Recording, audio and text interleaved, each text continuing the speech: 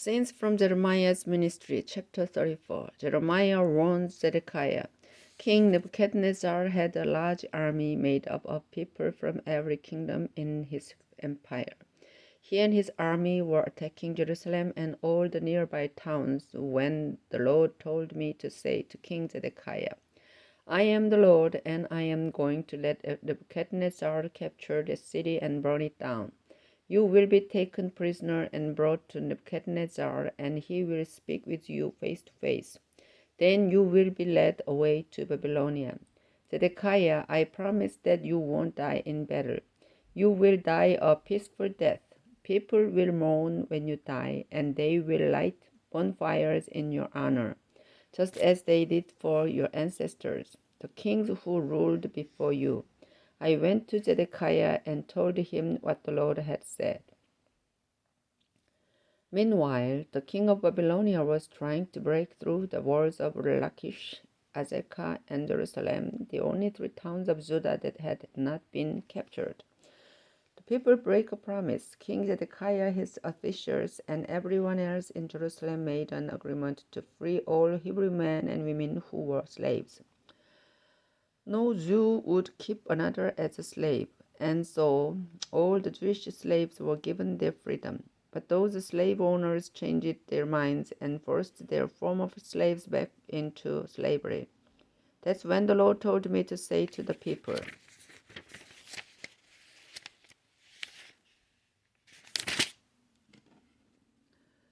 I am the Lord God of Israel, and I made an agreement with your ancestors when I brought them out of Egypt, where they had been slaves. As part of this agreement, you must let a Hebrew slave go free after 6 years of service. Your ancestors did not obey me, but you decided to obey me and do the right thing by setting your Hebrew slaves completely free. You even went to my temple, and in my name you made an agreement to set them free. But you have abused my name because you broke your agreement and forced your former slaves back into slavery. You have disobeyed me by not giving your slaves their freedom, so I will give you freedom, the freedom to die in battle or from disease or hunger. I will make you disgusting to all other nations on earth. You asked me to be a witness when you made the agreement to set your slaves free. And as part of the ceremony, you cut a calf into two parts, then walked between the parts. But you people of Jerusalem have broken that agreement as well as my agreement with Israel. So I will do to you what you did to that calf. I will let your enemies take all of your prisoners, including the leaders of Judah and Jerusalem, the royal officials, the priests, and everyone else who walked between the two parts of the calf. These enemies will kill you and leave your bodies lying on the ground as food for birds and wild animals. These enemies are King Nebuchadnezzar of Babylonia and his army. They have stopped attacking Jerusalem, but they want to kill King Zedekiah and his high officials. So I will command them to return and attack again. This time they will conquer the city and burn it down, and they will capture Zedekiah and his officials. I will also let them destroy the towns of Judah so that no one can live there any longer. Chapter 35. Learn a lesson from the Rechabites. When Jehoiakim was king of Judah, the Lord told me, go to the Rechabite clan and invite them to meet you in one of the side rooms of the temple. When they arrive, offer them a drink of wine. So I went to Jazaniah, the leader of the clan, and I invited him and all the men of his clan. I brought them into the temple courtyard and took them upstairs to a room belonging to the prophets, who were followers of Hanan son of Igdaliah.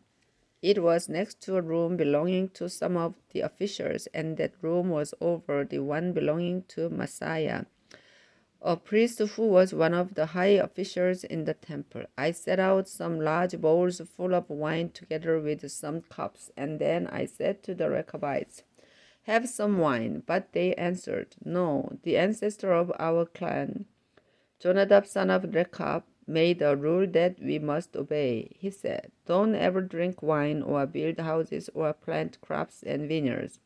Instead, you must always live in tents and move from place to place. If you obey this command, you will live a long time. Our clan has always obeyed Jonadab's command. To this very day, we and our wives and sons and daughters don't drink wine or build houses or plant vineyards or crops, and we have lived in tents. Except now we have to live inside Jerusalem because Nebuchadnezzar has taken over the countryside with his army from Babylonia and Syria."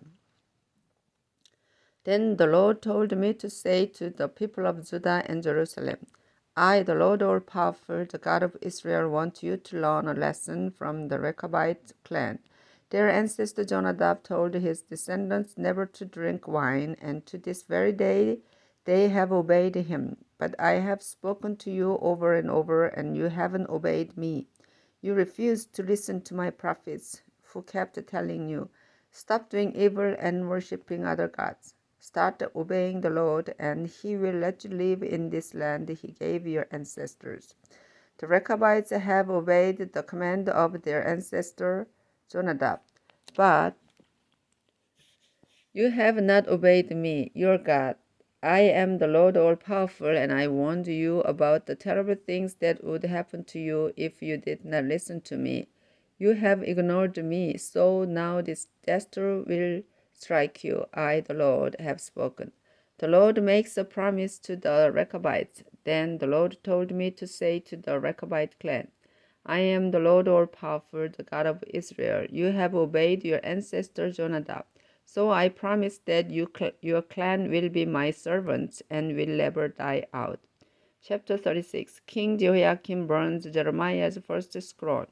During the fourth year that Jehoiakim, son of Josiah, was king of Judah, and Lord said to me, "Jeremiah, since the time Josiah was king, I have been speaking to you about Israel, Judah, and the other nations.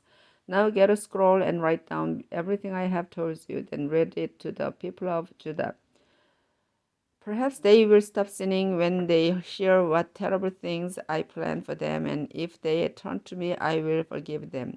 I sent for Baruch son of Neriah and asked him to help me. I repeated everything the Lord had told me, and Baruch wrote it all down on a scroll. Then I said, "Baruch, the officials refused to let me go into the Lord's temple, so you must go instead. Wait for the next holy day when the people of Judah come to the temple to pray and to go without eating.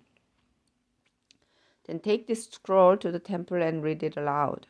The Lord is furious, and if the people hear how he is going to punish them, perhaps they will ask to be forgiven."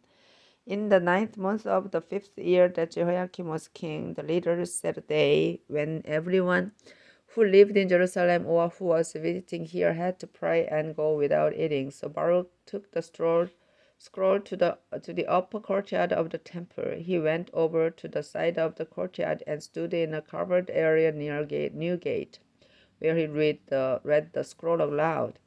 This covered area belonged to Gemariah, one of the king's highest officials. Gemariah's son Micaiah was there and heard Baruch read what the Lord had said. When Baruch finished reading, Micaiah went down to the palace. His father Gemariah was in the officials' room, meeting with the rest of the king's officials, including Elishama, Delaiah, Elnathan, and Zedekiah. Micaiah told them what he had heard Baruch reading to the people. Then the officials sent Jehudi and Shelemiah to tell Baruch, "Bring us the scroll." Baruch arrived with the scroll. The officials said, "Please sit down and read it to us," which he did. After they heard what was written on the scroll, they were worried and said to each other, "The king needs to hear this." Turning to Baruch, they asked, "Did someone tell you what to write on this scroll?" "Yes, Jeremiah did," Baruch replied. "I wrote down just what he told me." The officials said, "You and Jeremiah must go into hiding and don't tell anyone where you are." The officials put the scroll in Elishama's room and went to see the king, who was in one of the rooms where he lived and worked during the winter. It was the ninth month of the year, so there was a fire burning in the fireplace, and the king was sitting nearby. After the officials told the king about the scroll, he sent Jehudi to get it. Then Jehudi started reading the scroll to the king and his officials. But every time Jehudi finished reading 3 or 4 columns, the king would tell him to cut them off with his penknife and throw them penknife and throw them in the fire. Elnathan, Delaiah, and Gemariah begged the king not to burn the scroll, but he ignored them, and soon there was nothing left of it.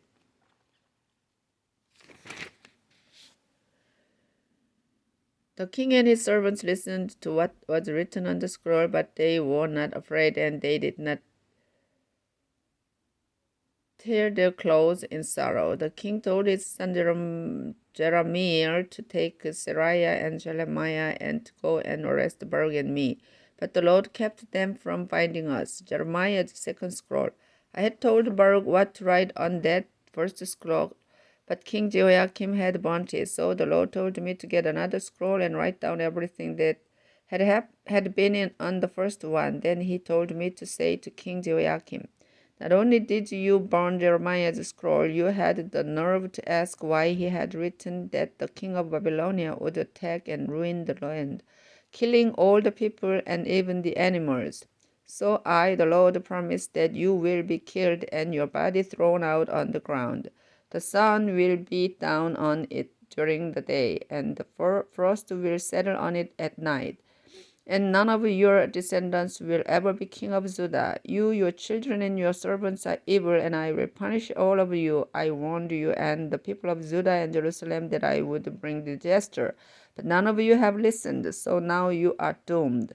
After the Lord finished speaking to me, I got another scroll and gave it to Baruch. Then I told him what to write, so this second scroll would contain even more than was on the scroll Jehoiakim had burnt.